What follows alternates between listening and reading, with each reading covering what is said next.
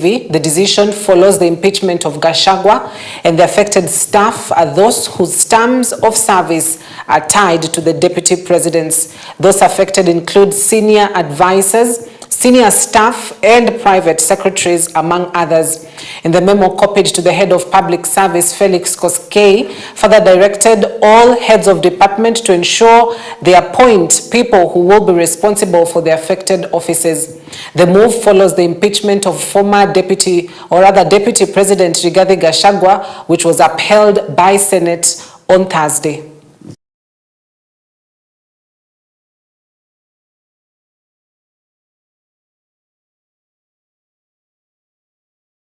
The effect of that is Gachagua'S security is very important because he's still the number 2 in the country.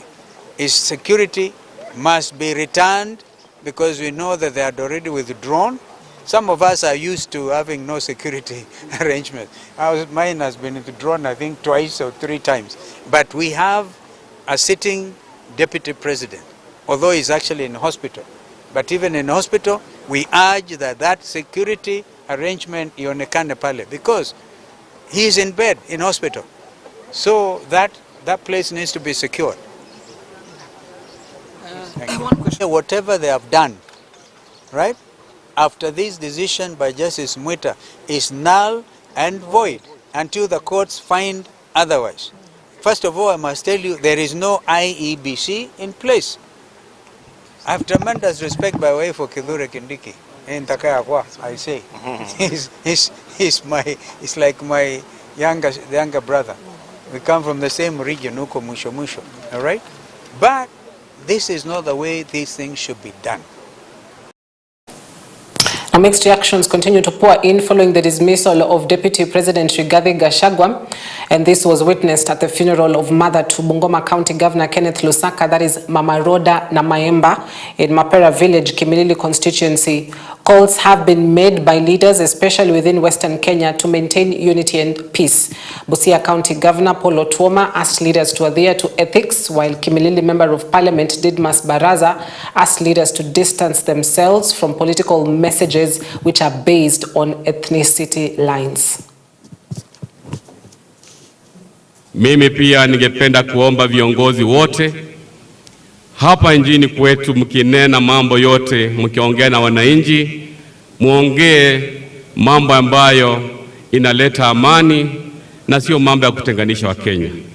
Hivi sasa ningependa kuomba kanisa letu takatifu la Kianglikana muweze kuombea nchi yetu ili tuwe na amani na tufanyie wananchi wetu maendeleo. Pia nimeleta rambirambi la familia yangu na rambirambi ya watu wa Trans Nzoia na rambirambi ya wamama wote ambao walikuwa wanatarajia kwamba deputy atakuwa mumama, lakini mambo yametupita.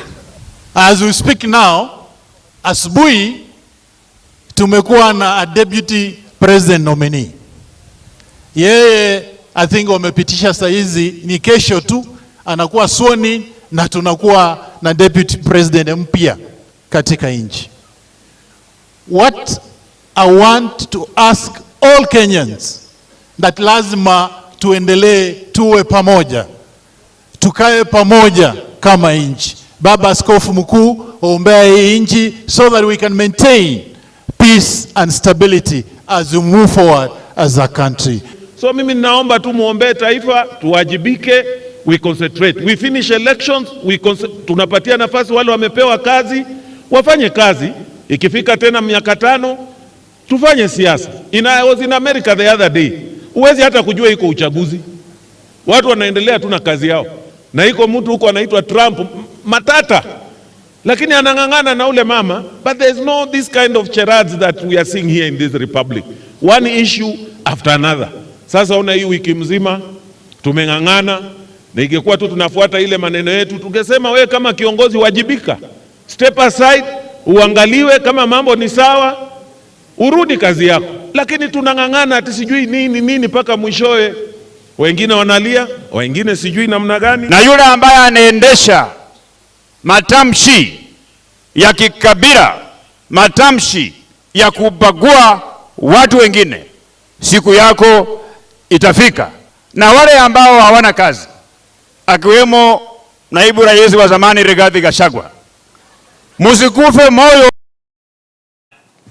Now to your views, Kenyans from all walks of life continue to weigh in on the latest nomination and appointment of Professor Kithure Kindiki as Deputy President after Deputy President Rigathi Gachagua continues to fight for his survival in court. Mixed reactions have been captured, with some believing this nomination is timely to unite the country, while others believe Gachagua'S ouster was ill-informed.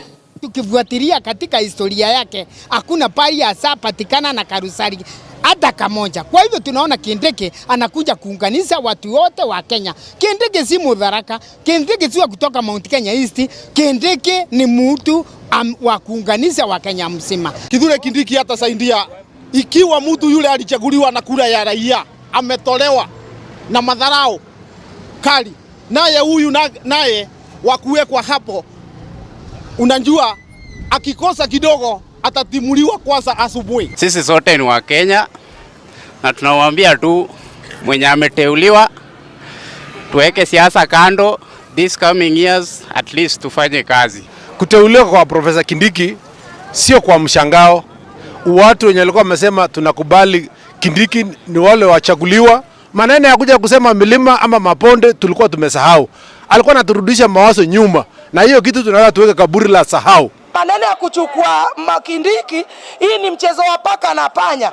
Juu huyu Kindiki ndiye alikuwa mbaya wakati ule watoto wetu wakiuliwa. Leo Kindiki amekuwa mzuri, anayekuwa kuwa vice president. Ni mchezo ama si mchezo? Kithure Kindiki enda riwo watu wakuwe kitu kimoja, na watu wakuwe na umoja, na watu wapendane vile Kenya tulipendana. Kenya tulikuwa na amani na umoja na upendo. Kindiki tunampea congratulations kwa sababu amekuwa one of the best performing CS kwa serikali, lakini pia tunaomba bwana Kindiki asikuwa anatumiwa kama puppet. Kama ni mambo ya shareholding, ajua kwamba Mount Kenya ili vote 47% kwa hiyo serikali ya Kenya Kwanza. Gachagua'S ametolewa kwa kuongea maneno ya Mlima Kenya. Yeye pia anatoka pale pale Mlima Kenya. Aweze kutembea Kenya yote na vile hakikishe kuwa ameunganisha Wakenya wote. Kindiki amejulikana dunia mzima, Kenya mzima, kwamba ni kiongozi mwenye ana ukabila, kiongozi mwenye achagui, kiongozi mwenye anajua aimu yake ni kumake sure Kenya yetu imeenda mali inatakana kwenda. Sawa, ni sababu kwamba alikuwa ameanza kutoa siri ya kiserikali na kupitana na rais, ndio sababu hasa analeta hii shida na ameteua mwingine. Mimi naweza sema kwamba tunaomba kwamba watufanyie kazi, sababu hakuna mtu mzuri, hata huyo mwenye amechaguliwa pia ni mwanadamu, lakini tunaomba kwamba Kenya tuweze kufanywa kazi nzuri ndipo wananchi tukaweze kuridhika. Indeed, the views from Kenyans are exciting and terrifying at the same time. Now, the ODM party, through its national chair Gladys Wanga and deputy party leader Abdul Swamad Nasir, have insisted that the party has not entered into any coalition agreement with the government, neither have they signed any agreements with Kenya Kwanza. ODM party has been accused of going to bed with the government of the day, even as 4 cabinet secretaries in government were key leaders of the party before. And Mombasa Governor Nasir affirmed that the party may be the minority but will work to keep the government in check.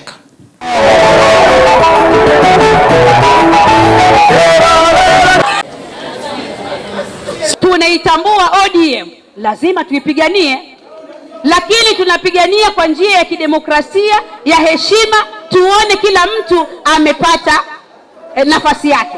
Sisi bado tuko upinzani. Halo? ODM bado tuko upinzani. Wale ni wachezaji tu wamekodishwa kusaidia serikali ile ya Ruto. Si mnajua wakipata wachezaji wazuri timu za mpira, wale watu wa mpira mnajua, wameenda kusaidia, wakati wakimaliza ligi watarudi wapi? Nyumbani, ili tuendelee kufanya kazi. Lakini mpaka saa hii hatuna coalition agreement. Unajua, kuungana lazima kukue na maktaba ya kusema this is the agreement of our, this is the memorandum of our agreement. Huyu atafanya hivi, huyu atafanya hivi. Mpaka sasa hatuna maktaba yoyote. Kwa hivyo ODM is a standing alone party. Tutaingia katika serikali mwaka 2027. Sasa hivi ODM is a party ambayo kwamba iko na msimamo wake, iko na mwenendo wake, na hatuko katika serikali. Tuelewane, mambo ya serikali ni serikali. Sisi we are a party and we are proud. We are proud that in the National Assembly and in the Senate tunaitwa minority. We will not shy away. Ni bora tuwe wachache, lakini wachache ambao kwamba tuko na watu wengi chini.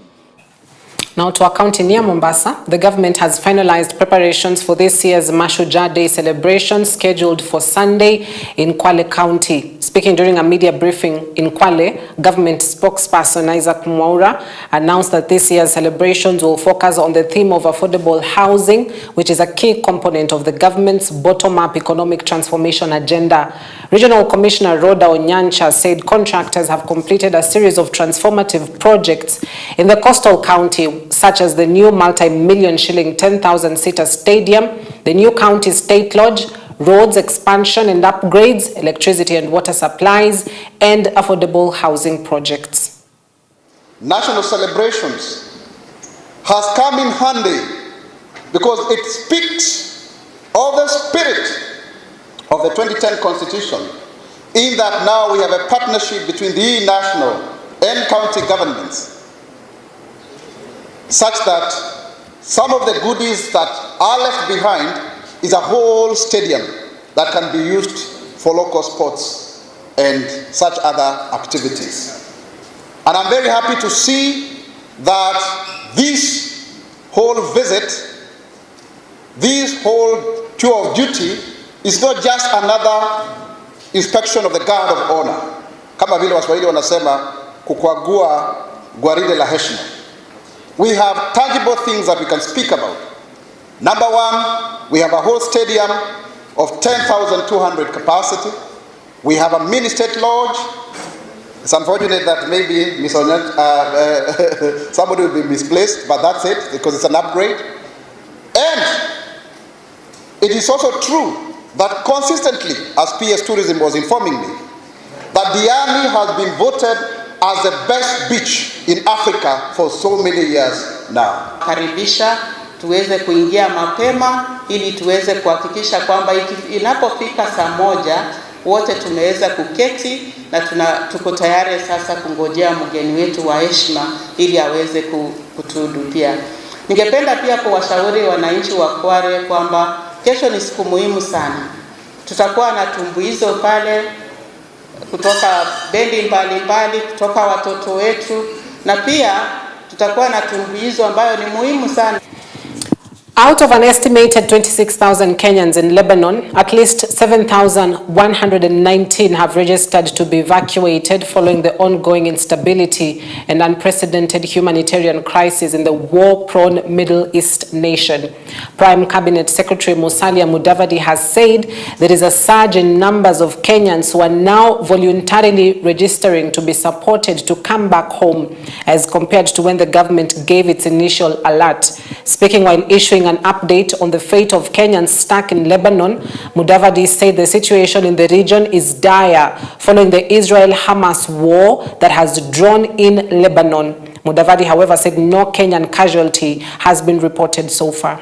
The government of Kenya is expediting the evacuation of Kenyans from Lebanon, which, as you all know, is experiencing an unprecedented humanitarian crisis due to the escalating conflict in the region. This follows months of sustained calls to Kenyans in Lebanon to voluntarily register themselves if they wish to be evacuated. I am emphasizing this because we sent out an appeal severally for them to be registered, but Kenyans can be very interesting. They were not forthcoming. I think they were hoping to wait it out so that on the assumption that the situation would subside and they would continue to be there. So we initially registered a very low level of registration. of Kenyans in Lebanon, and we estimate that there are about 26,000. However, following the escalation, the government now has received a registration of 7,119 Kenyans who have now come forward to register so that they can be assisted in one way or the other to get back home. It's possible, and we believe that we may see more, because now this is the reaction after the initial silence. Now, at the same time, the Prime Cabinet Secretary and Cabinet Secretary for Foreign and Diaspora Affairs, Musalia Mudavadi, has highlighted the vital role of media in diplomacy, shaping public opinion and driving international narratives.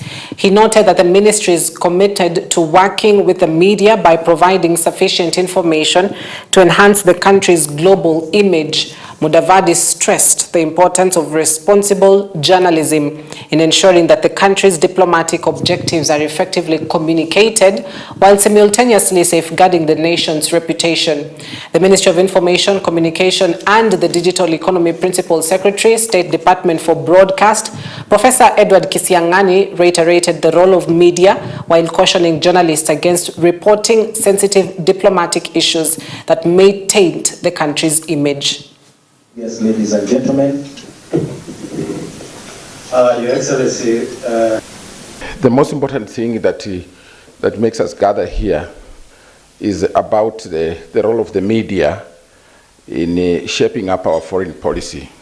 There are so many dynamics involved in the crafting of foreign policy, especially from the 20th century going into the 21st century. Foreign policy now is being shaped by a lot of non-state actors. And these non-state actors are people who do things. They do not have to pay allegiance to any government. Because we've had conversations with you on the same prime CS, even some time back when we were dealing with the issue of the Congo and the elections there, and many other issues that arise from day to day appertaining to the Kenyan position. Now, truth be told, is that Kenya has done very well, really, in matters of international diplomacy. The media plays an essential role in shaping narratives, encouraging dialogue on topical issues, and holding political leaders and decision makers to account. Your importance in agenda setting and influencing national and global insights is well recognized. Now, police in Nyandarua have nabbed a consignment of second-generation liquor suspected to be counterfeit that was stored in a private house within Gikingi location of Oljoro Ok constituency. According to Nyandarua County Police Commander Omar Arero and County Commissioner Abdilasak Jaldesa, the police officers acting on a tip-off from members of the public managed to be the second-generation liquor in one of the rental houses and is believed to have been used as a refill point before it is sold to unsuspecting revelers in the neighboring Nyahururu town and its environs. Kwa usaidizi ya Wakenya wenzetu hapa hii area wameweza kutusaidia tuweze kushika hizi vitu leo hapa. So the owner of this thing is still at large, bado tunamtafuta. Najua very soon tutamnyaka. Tukimnyaka basi tunapeleka yeye kotini. So hizi vitu from hapa tutapeleka Oljoro Police Station, tuite watu wa Kenya Bureau of Standard na watu ya KRA kudhibitisha kwamba indeed ni counterfeit alcohol. Nataka kusi wakazi wa Nyandarua popote wako na kama vita vidi ya pombe haramu na hizi pombe za counterfeit bado angali ziko on. Na sisi kama afisa wa polisi tumepewa hiyo jukumu kuhakikisha kwamba hizi pombe zinaisha hapo Nyandarua. Ndio tunafanya usiku na mchana. So na wasi tu kila mara watupee polisi habari na huwa tuna act very fast, na ndio matokeo ni kama hii vile mliona leo. Tukiona bomba kama hii na wewe umerent, kazi yako sio kuchukua tu rent. Kazi yako kuniconfirm huyu mtu anafanya nini. Uwezi rent tu umwambie nyumba yangu ni hii, unapatia mtu kifuli Kama anachinja watu hapa huwezi jua. Kama anafanya kazi haramu hapa huwezi jua. Kama wanafuga bangi hapa huwezi jua. Kazi yako ni mshahara tu, at the end of the month unachukua rent. That is illegal, you should take responsibility. Kwa hivyo huyu mama pia tutaenda na yeye, atatusaidia pia as person of interest. Mwenye ambaye amekodisha hapa na mwenye ambao tunajua proxies wake ambao wako hapa katika town hii ya Nyahururu. We want also to put people on notice, hasa wale ambao wako na wines and spirits. Hizi nyingi zinaenda kwa wines and spirits. Na Nyandarua saa hii we are doing licensing ya wale ambao tutapatia license ya bar. Na lazima wakipatiwa hiyo license ya bar, kwa sababu DCCs ndio wanasimamia, tutahakikisha kwamba ni wale ambao wanauza vitu genuine. Na especially wale ambao wako na wines and spirits, wachunge kabisa wasikue conduits ya kuuza vitu kama hizi. Now, First Lady Rachel Ruto visited Matuga Girls High School in Kwale County ahead of the Mashujaa celebrations, which is set to be held on Sunday in Kwale. First Lady was accompanied by Cabinet Secretary for Education Julius Migos, Kwale County Governor Fatuma Achani, and Cabinet Secretary Salim Mvurya, among other leaders. The First Lady emphasized the importance of enhancing quality of education to ensure every child has access to education in Kenya. Part of the build-up towards our Mashujaa Day 2024 celebrations in Kwale County tomorrow. We are here to encourage our students and confirm our commitment towards ensuring every child in Kenya has access to quality education. I'm working with the Ministry of Education and other public, private, and development partners to ensure that we achieve Kenya's universal schools feeding goal of 10 million children by 2030. The education sector has a number of challenges, as you've heard from these students and from the leadership of this school. Because of those challenges, it is the duty of the ministry to work day and night to come up with solutions so that we ensure that these students are able to study and achieve their goals without worrying about the infrastructure that they are lacking. Na hao wanafunzi tumeendelea kuwasaidia, tunawapatia karo. Wengine wanapata 100% scholarship, wengine wanapata nusu. Lakini mfuko mkubwa unaoingia kwa shule hii umetoka kwa County Government of Kwale.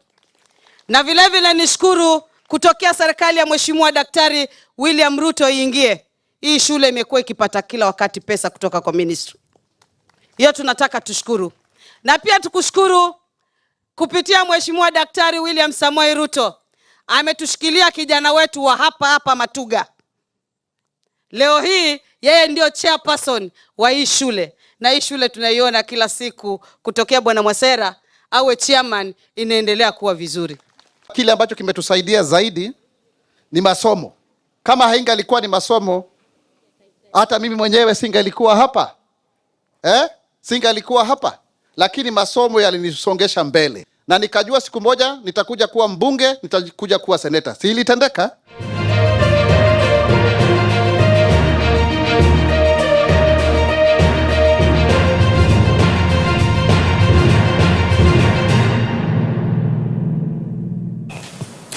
Kenya's under-20 national football team, the Rising Stars, has secured a spot in the 2025 under-20 African Cup of Nations after an emphatic 4-0 victory over Burundi in the semi-finals of the under-20 AFCON CECAFA qualifiers.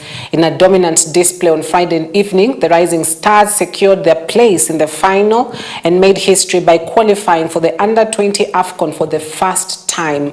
Now, despite Kenya's control of the first half, neither side could find the breakthrough, and the teams went into halftime at 0-0. The second half, however, was a different story. Lawrence Okoth opened the scoring in the 52nd minute, setting the stage for an explosive performance by Kenya. Hassan Beja doubled the lead with a clinical finish in the 66th minute, followed shortly by Aldrin Kibet, who made it 3-0 in the 69th minute. Louis Ingavi capped off the match with a stoppage time goal in the 90+4 minute, sealing a comprehensive win for the Rising Stars. Haya, nzuri. Rogers Obusu. Rogers Obusu. Hey, Rogers Obusu anaingiza nafasi nyingine tena kule. Nafasi ndio kwa Kenya. Kuweka chuma cha 4 kataa kule mlinda kuweka ndani kule. Anaingia kama mchezo wa 3 mfululizo, vijana wa Kenya wakishinda mabao 4-0. Walishinda dhidi ya Djibouti, wakashinda dhidi ya Sudan. Tottenham roared back